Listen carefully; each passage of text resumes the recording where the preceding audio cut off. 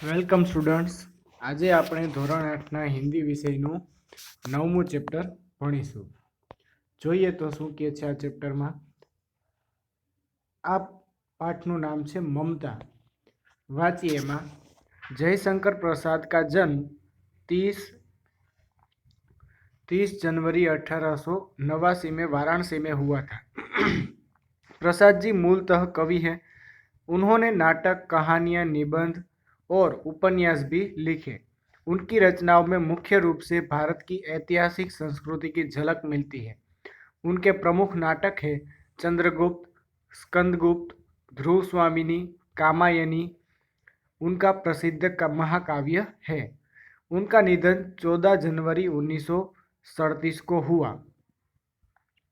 तो जेम आपणे जोयुं जयशंकर प्रसाद जे आ पाठना लेखक छे ए मूळ एक कवि छे, पण एनी साथे साथे एने घणुं लेखन कार्य जेमां एणे नाटक लख्या छे, वार्ताओ लखी छे, निबंध लख्या छे अने उपन्यास एटले के मोटी वार्ताओ महाकथा पण लखी छे। एमांथी अमुक अमुकना नाम आपणने आप्या जेम के चंद्रगुप्त, स्कंदगुप्त, ध्रुव स्वामिनी आ बधाना प्रख्यात नाटक छे अने कामायनी एनुं एक महाकाव्य छे। आगळ वांचीए जयशंकर प्रसाद द्वारा रचित इस कहानी की नायिका ममता है। ममता विधवा है। रोहतास दुर्ग के मंत्री चूड़ामणि अपनी इस एकमात्र स्नेहपालिता पुत्री के दुख से अत्यंत दुखी है। वे उसका भविष्य सुरक्षित करने का प्रयास करते हैं, किंतु पिता द्वारा भिजवाए स्वर्ण उपहारों को ममता लौटा देती है।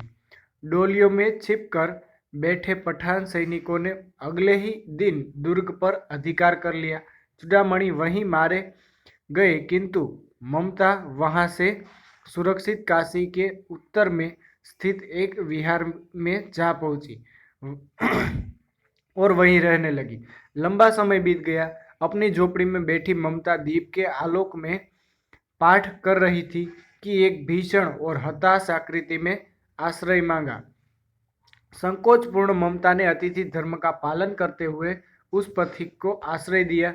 वह पथिक कोई और नहीं, हुमायूं था, जिसने सुबह होने पर अपने एक सैनिक मिर्जा को इस वृद्धा की टूटी झोपड़ी बनवाने का आदेश दिया। ममता अब 70 वर्ष की हो चली थी। अचानक उसे एक अश्वारोही की आवाज सुनाई दी, जो उसी की झोपड़ी के बारे में पता पूछ रहा था। ममता उस मुगल अश्वारोही को वह स्थान सौंपकर अनंत यात्रा पर चली गई। उस स्थान पर एक आकर्षक मंदिर बना, जिसके शिलालेख पर 7 देश के नरेश, हुमायूं और उसके पुत्र अकबर का नाम तो था, किंतु ममता का कहीं जिक्र तक नहीं था।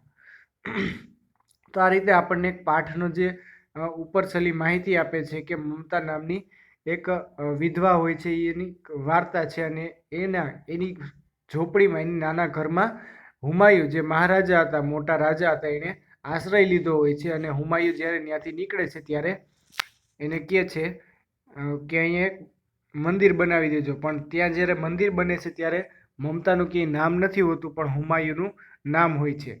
વાંચીએ પાઠમાં આગળ।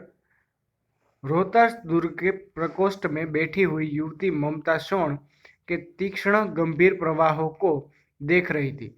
मन में वेदना, मस्तक में आंधी, आंखों में पानी की बरसात लिए वह निकली थी। वह रोहतास दुर्ग के मंत्री चूड़ामणि की एकमात्र दुहिता थी। उसके लिए कोई अभाव होना असंभव था, परंतु वह विधवा थी। उसकी विडंबना का अंत कहाँ था। चूड़ामणि ने चुपचाप उस प्रकोष्ठ में प्रवेश किया। शोण के प्रवाह और उसके कलनाद में ममता अपना जीवन मिलाने में बेसुध थी। पिता का आना न जान सकी। चूड़ामणि व्यथित हो उठे। स्नेहपालिता पुत्री के लिए क्या करे यह स्थिर न कर सके। लौटकर बाहर चले गए, ऐसा प्रायः होता, परंतु आज मंत्री के मन में बड़ी दुश्चिंता थी।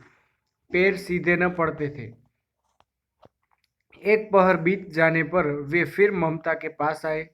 उस समय उनके पीछे 10 सेवक चांदी के बड़े थालों में कुछ लिए खड़े थे। कितने ही मनुष्य के पद शब्द सुन ममता ने घूमकर देखा। मंत्री ने सब थालों को रखने का संकेत दिया अनुचर थाल रखकर चले गए। ममता ने पूछा, यह क्या है पिताजी?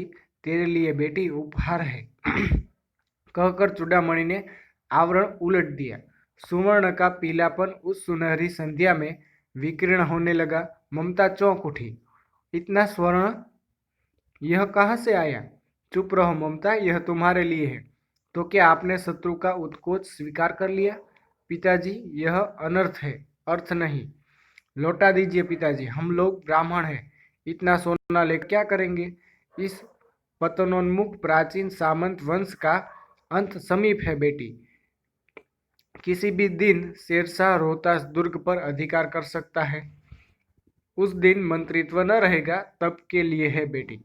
हे भगवान, विपद के लिए इतना आयोजन, परम पिता की इच्छा के विरुद्ध इतना साहस। पिताजी, क्या भीख न मिलेगी? क्या कोई हमें 2 मुट्ठी अन्न भी न देगा? यह असंभव है। फेर दीजिए पिताजी, मैं काँप रही हूँ। इसकी चमक आंखों को अंधा बना रही है। तो आजना लेक्चर में આપણે આટલું જ રાખીશું। નેક્સ્ટ ટાઈમ આપણે આગળ જોઈશું। અસ્તુ।